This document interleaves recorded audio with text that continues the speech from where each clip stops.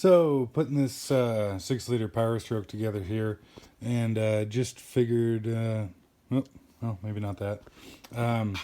Figured I'd video some of this. I've been extremely busy working on this thing, and one of these days I need to figure out how to edit videos, because it would be nice if I could take like a 15-second video here, 15-second video here, and kind of splice it all together and everything, because as of currently I don't know how to do any of that shit, and so I just kind of got to do it in one run. But then, last time you saw this guy here, it was just a bare block, and I was cleaning threads in the block, and now I've got a bit more done to it. And like I was saying in the last video there, this customer here doesn't care about making a whole ass load of power. The shop supervisor likes to make power. But the customer for this engine doesn't care to make power. Quite frankly, these things run pretty darn good stock. And with what we're doing to this thing here, he could put, a 50 horse programmer on it or something with no worries, just to, improve throttle response and probably get a little bit better mileage and everything. But I really like what he's after with this one, because as I was explaining in the previous video there, he wants durability and reliability more than making power or anything. Like I was saying, these things got a really bad rap at first, and they earned that bad reputation at first. The first year or two that they came out, which this one here is an 03, and actually made it 300,000 miles without any major problems. And but we actually, if you can you see?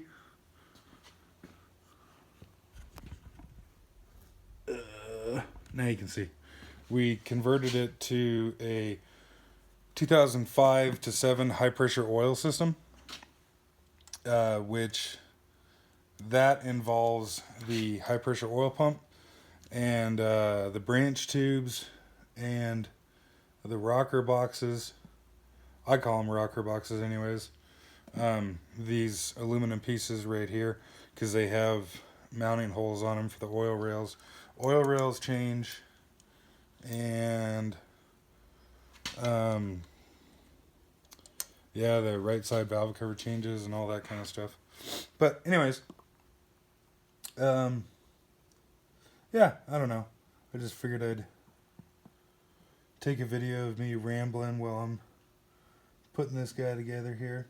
We put a camshaft in it and all the lifters, and actually the vast majority of the parts on this thing are factory Ford, because like I was saying, Ford does a pretty fantastic job of fixing their fuck ups. And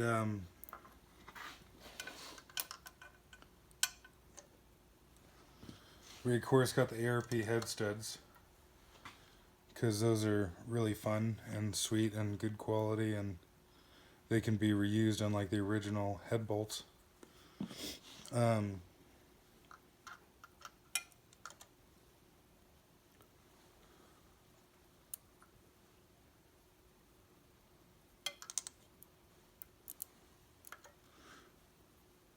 Getting distracted trying to talk here, and want to make sure I get all these valve bridges facing the same way.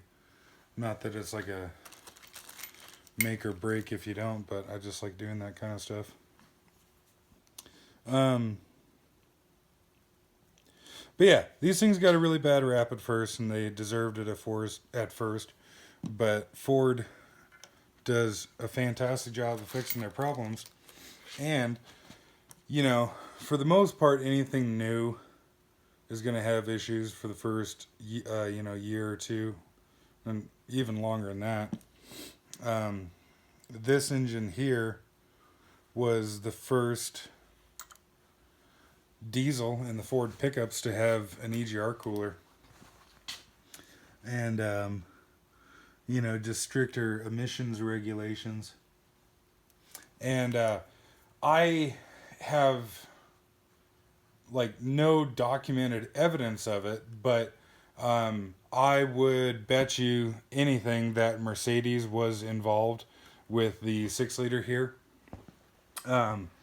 The design of the oil filter housing and the fucking oil filter itself, how the oil cooler here is all cast aluminum, and just a lot of the design on it really looks like Mercedes. And it seems like a lot of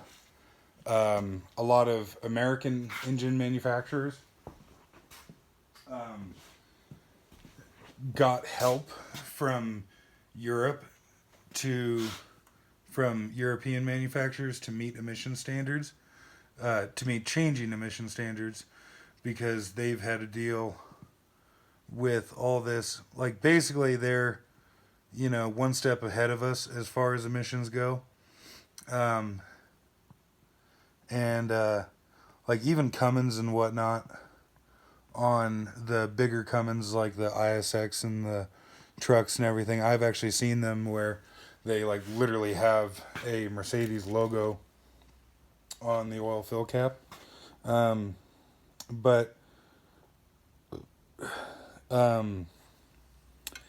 These engines here are built by International, but like I said, seem to be extremely heavily influenced by Mercedes.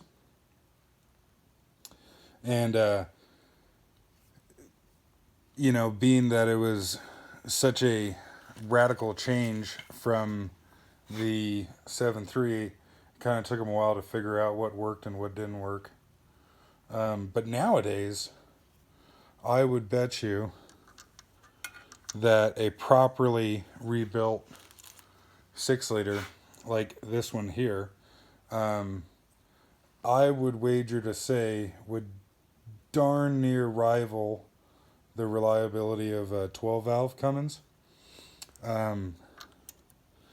These 6-liters here are very sensitive to, like, contamination in the oil, contamination in the coolant, just kind of generally how you treat them and how they're worked on and the parts that you put on them.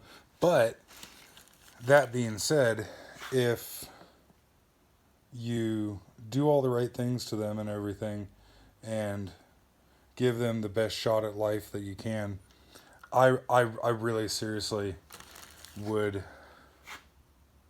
say that these would rival a 12-valve as far as,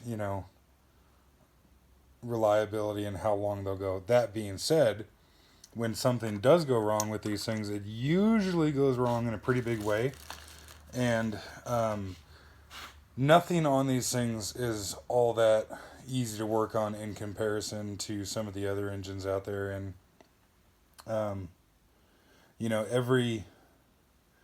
every engine, every pickup, every truck, every, tractor or whatever, they all have their own common problems. Nobody's perfect and what have you. And when we talk to customers, we actually say, if, because we get people talking to us a lot of, hey, what kind of vehicle should I buy, or this or that or whatever. And, really, if you kind of sit down and break it down, like, cost of vehicle ownership over like 400,000 miles, 500,000 miles, which granted, almost nobody does that anymore. But like in the case of this guy here, bought it brand new, put 300,000 miles on it, and had a couple engine failures. We're doing all this work to it here, and he's probably going to put another 500,000 on it. We got brand new injectors, new push rods, lifters, cam. Of course, glow plugs, you know, redid this, that, the other. New factory oil cooler in it because you know, I don't know, I could talk about these things for days and days and days. Like I said, converted it to the later style high pressure oil system with the new branch tubes. We got a used but updated oil cooler housing in here because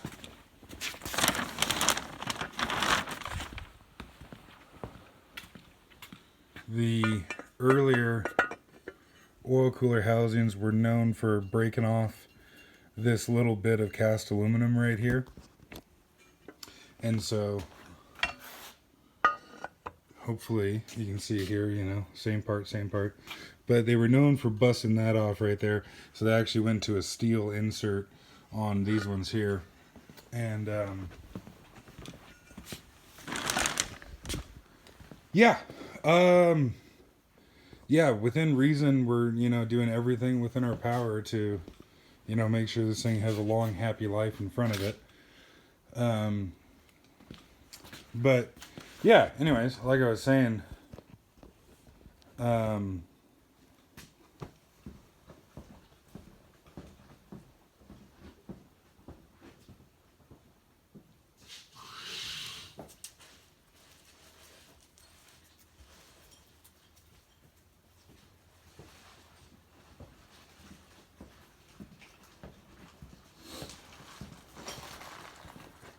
these things built, you know, put together like this with the new parts and everything that are available really can be pretty incredibly reliable engines. But like I said, they're just the way they're designed and everything is very annoying because in the case of this right here, so we have rocker box right here, the aluminum guy, and then the head is the cast iron chunk here, and then block here. Basically everything is underneath the head studs or the head bolts if you have the factory setup. And these rocker arms here are just the cutest, most adorable little thing ever. They're actually nothing more than a piece of stamped sheet metal. And the first time I saw this, I about shit myself that somebody would actually put an engine together like this, like, you know, design an engine this way. But this is the same way that the 7.3 Power Stroke is, which everybody talks about like is, you know, God's gift to man and everything, which it's not. I mean, it breaks just like anything else. But, you know, don't tell the 7.3 fanboys that. But, so, these are the end rocker arms here, like so, that go on the very end. And then you can see in the center here, did I not grab one? Apparently I didn't grab one. Bear with me.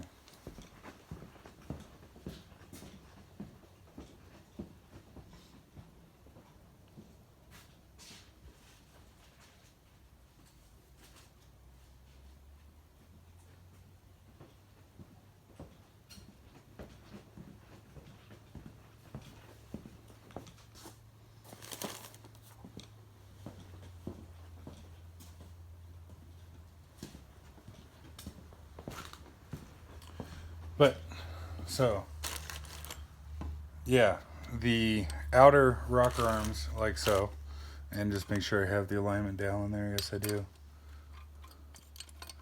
The outer rocker arms are like so, and then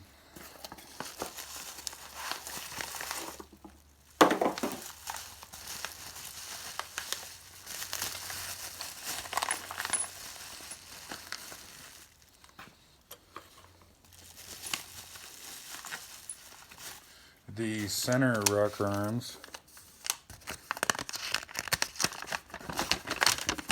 And I think it's really funny. You get some people that say, "Oh, no, these are, you know, built by Ford, and Ford makes the best, you know, diesel ever, blah, blah, or the 7.3, you know." Because most people think that these are glorified glorified boat anchor and whatever. And 7.3 is, like I said, God's gift to man or whatever. And oh yeah, that 7.3, Ford builds the best diesel ever, that damn 7.3 there. And you can see took this part, the rocker arms here, out of the Ford box, but on the little sheet about it, International. And so the 6.9 IDI, the 7.3, the 6-liter right here, and the 6.4 are all International built engines. And even Ford's new 6.7, they claim that it's entirely their own design and they created it out of a vacuum, just out of thin air, and the pure genius of their, whiz-bang engineers and everything, when in reality what they did was they ripped off Duramax. The general design of that engine is a Duramax copy, which I think is really kind of funny that they are trying to pretend like it's entirely 100% their own design, like no outside influence whatsoever, and yada yada yada. Because granted, I'm not a fan of Duramax. We don't work on them. Well, there's one individual pickup that we work on, but other than that, we don't work on the Duramax. But really, it's just kind of personal preference. They're just not my cup of tea. But yeah, so the 6.7 Power Stroke is a Duramax copy, and I don't really see what's all that wrong with that, because the Duramax, of course, has its own problems, but is a much more proven design than, say, like the 6.4 Power Stroke. So copying the Duramax is not like a bad thing, because they had their shit together a lot more than the 6.4, which, like I said, the 6.4 was the last of the International engines.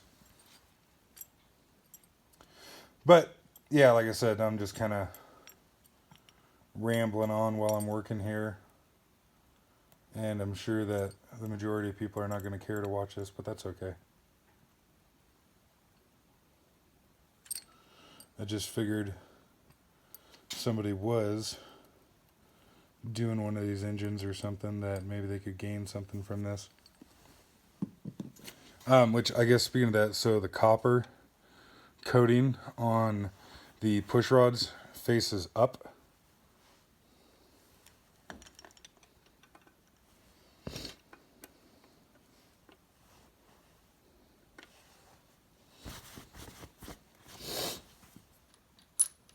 But yeah, so yeah, everything's under the head bolts on these things, which is kind of annoying, because you can see right now I don't have any of the nuts on the head studs, because all this crap has to go on first. Which I really honestly do love these engines. I don't currently own one, but I would sure like to get like a 6-liter Excursion or something like that. And while I do love these things, I can also recognize like what a pretty freaking stupid design a lot of this shit is, because like everything hooks to everything else. Where you look at something like, a Cummins, for example, the water pump is just a water pump. The fucking, I don't know, the intake plenum is just the intake plenum. The intake manifold or the intake horn is just the intake horn. On the 6-liter here, like, everything bolts to everything else. So the intake manifold has got the alternator bolted to it, and it's also like the mount for the fan shroud for part of it anyways, and this bolts to it, and that bolts to it, and this and that and the other, and like, holy fuck. And so if you want to do one thing, like, say, tighten down the head studs, it's like, okay, great, I just want to do that, but I got to put like everything else together first to be able to get there. And, you know, it's just, like I said, trade-offs and differences to everything. But, you know, this is definitely an engine that if you have a, whoop, if you have a breakdown or something, you know, it's not something you can fix in 5 minutes on the side of the road for most things anyways.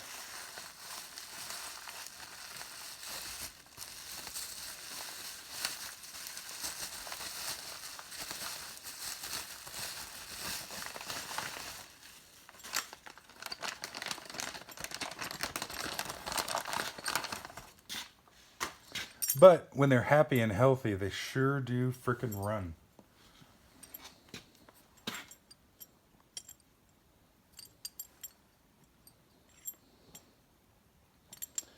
But yeah, it's just incredible to look at how lightweight and flimsy some of these parts are. These friggin' rockers here. You know, they look like a toy. They look like something that would, you know, belongs in like, I don't know, a go-kart or some shit like that. It's pretty funny to think that these are parts that, you know, go to a diesel pickup. And I go kind of crazy with the ARP lube here.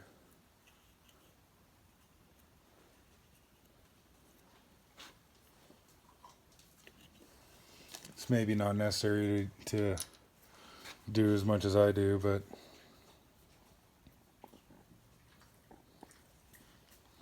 that is the way that I do it. Oh, I forgot. Got to get the spacers for that. Yeah, I suppose, I don't know, I'll cut the video there. And I guess I'll come back when I am bolting or starting to torque the heads down.